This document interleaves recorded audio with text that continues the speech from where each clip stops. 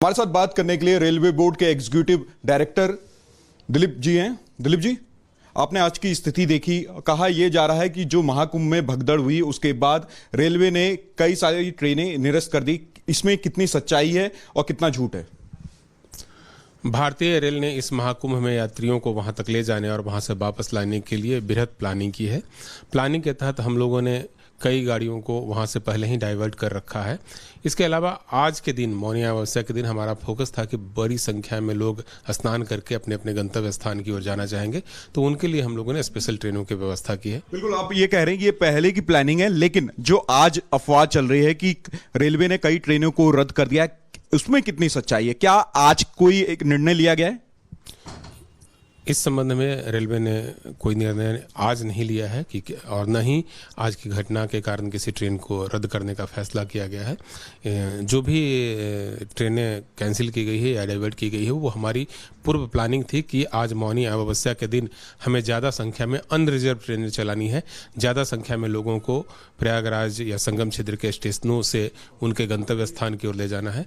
इसलिए आज हम लोग ज्यादा अनरिजर्व क्लास की ट्रेन चला रहे हैं। मौनी अमावस्या पर महास्नान जारी है और इसी को लेकर लाइव कवरेज भी रिपब्लिक भारत पर ब्रेक के बाद एक बार फिर आप सभी का बहुत बहुत स्वागत है। नमस्कार, मैं हूं आपके साथ प्रियंका शर्मा, संगम नगरी प्रयागराज से, और लगातार एक एक तस्वीर हम आपको दिखा रहे हैं कि क्या कुछ इस वक्त आज मौनी अमावस्या के दिन यहाँ पर श्रद्धालुओं के भीतर उत्साह देखने को मिल रहा है, क्योंकि सुबह जो घटना हुई उसके बाद से स्थिति अब बेहतर हो चुकी है। ये तस्वीरें आप देखिए, अब जो है श्रद्धालुओं की संख्या भी धीरे धीरे कंट्रोल्ड दिख रही है और जब भीड़ इकट्ठा ना हो इस बात का खास तौर पर ख्याल रखा जा रहा है। ये देखिए, जो खाली मैदान आपको दिख रहा है, यहाँ पर अब से कुछ देर बाद अलग अलग अखाड़ों के यानी कि 13 अखाड़ों के साधु संत आएंगे और वो यहीं से निकलेंगे, उनकी पूरी शोभा यात्रा निकलेगी और वो अमृत स्नान के लिए पहुंचेंगे।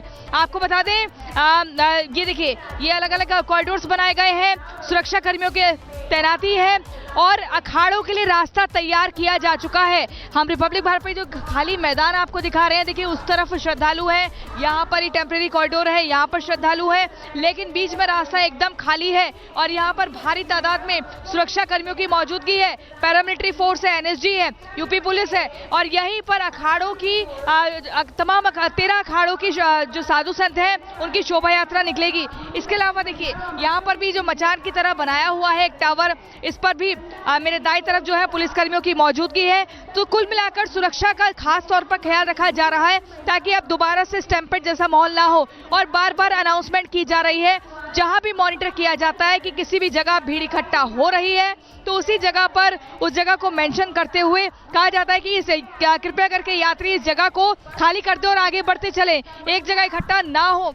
लेकिन देखिए, तैयारियां लगभग पूरी हो चुकी है। आज का बड़ा दिन है, बड़ा पर्व है, महापर्व है और ऐसे में निरंजनी अखाड़ा हो या फिर और बाकी 13 अखाड़ा हो, अगर हम बात करें देखिए साधु संतों की, तो तमाम साधु संत यहाँ पर पहुंचेंगे और ऐसे में जो आज का शाही स्नान टाल दिया गया था, अब वो फिर से उसको लेकर अनाउंसमेंट हुई है कि दोबारा से किया जाएगा।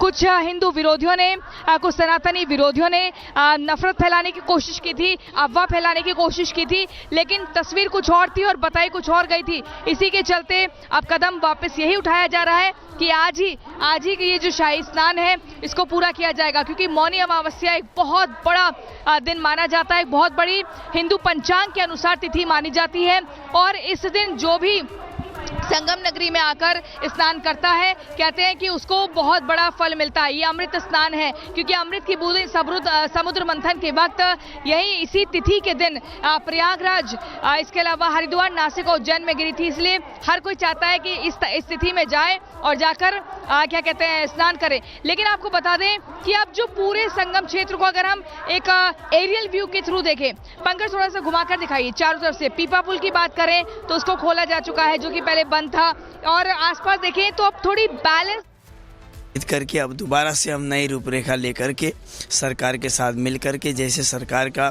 व्यवस्था है उसके अनुरूप हम लोग सब लोग जाएंगे। यहाँ से सभी हमारे आचार्य श्री जाएंगे, महामंडलेश्वर नागा अपने देवताओं को लेकर के सब लोग स्नान के लिए आगे को बढ़ेंगे। अभी कितना समय है, कोई समय निर्धारित किया गया है? अभी समय निर्धारित होकर के आ रहा है। सबको सभी अखाड़े जाएंगे, जिस प्रकार से पहले अखाड़ा जाता है, फिर दूसरे बाद दूसरे अखाड़े, तीसरे अखाड़े, उसी प्रकार से टाइम टेबल शूट करेंगे। सब लोग बैठ करके नियम बनाएंगे, उसके तहत सब लोग जाएंगे ताकि अव्यवस्था भी न फैले, क्योंकि भक्तगण बहुत ज़्यादा आए हुए हैं। सबको सहमति, मतलब सबकी सहमति, सभी अखाड़ों की सहमति से सभी लोग शांतिपूर्वक जाएंगे और स्नान करके वापस आएंगे। आप, मैं ये ज़रूर पूछना चाहूँगा कि आप लोगों ने तमाम तरह की व्यवस्थाएं सुबह की थी, क्या उसी तरह से अब शोभा यात्रा निकालते हुए सभी अखाड़े पहुँचेंगे? जी, शोभा यात्रा के साथ में ही जाएंगे। हाँ, ये है कि जो दुर्घटना घटी है इसके लिए हम बैंड बाजे इत्यादि बिल्कुल नहीं लेके जाएंगे। केवल भगवान का नाम का स्मरण करते हुए, जयकारे लगाते हुए जाएंगे। बैंड बाजा बिल्कुल नहीं बजाएंगे। हर हर महादेव के उद्घोष के साथ थोड़ी देर में सभी अखाड़े निकलेंगे। समय अभी निर्धारित नहीं किया गया है, जल्द ही समय सारणी आ जाएगी। उसके बाद हर अपडेट आपको प्रयागराज से देते रहेंगे। कैमरामैन अभिषेक के साथ मृदुल शर्मा, प्रयागराज।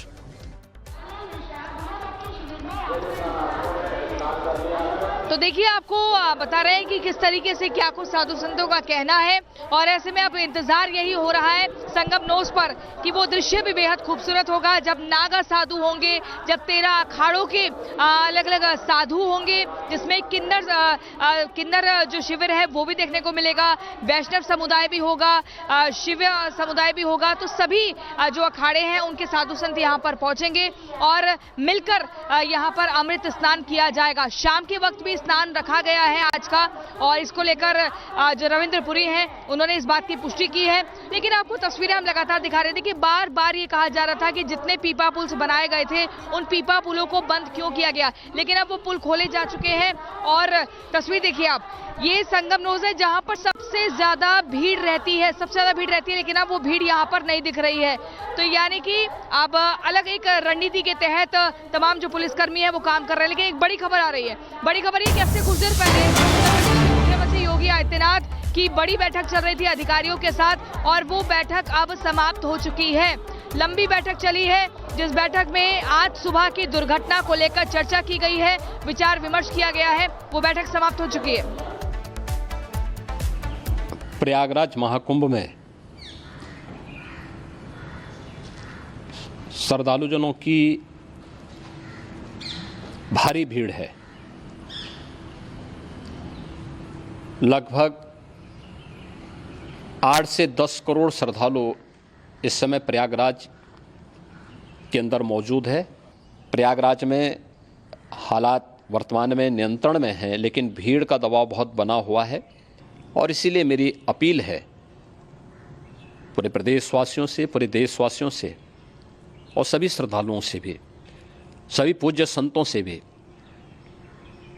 कि अफवाह पर कोई ध्यान न दें, संयम से काम लें। ये सब आयोजन सभी लोगों का है। प्रशासन उनकी सेवा के लिए पूरी तत्परता के साथ लगा हुआ है। केंद्र और राज्य सरकार पूरी मजबूती के साथ वहाँ पर हर प्रकार का सहयोग करने के लिए तत्पर है। लेकिन कोई किसी अफवाह पे ध्यान न दे। कोई भी व्यक्ति नकारात्मक अफवाह फैलाने का प्रयास करेगा, उस प्रकार से नुकसान हो सकता है। तो देखिए, अफवाहों पर ध्यान नहीं देना है, क्योंकि गलत जानकारी की मिलने के बाद फिर गलत दिशा में श्रद्धालु चलने लगते हैं, लोग चलने लगते हैं। इसलिए बार बार अपील की जा रही है कि आप किसी भी तरह की अफवाह पर ध्यान ना दें। और ऐसे में थोड़ा तस्वीरें देखिए, जूम करके दिखाएं तो श्रद्धालु की भीड़ अभी भी और तेजी के साथ बढ़ती हुई दिख रही है जब हम थोड़ा दूर तक देखते हैं, क्योंकि यही वो जगह है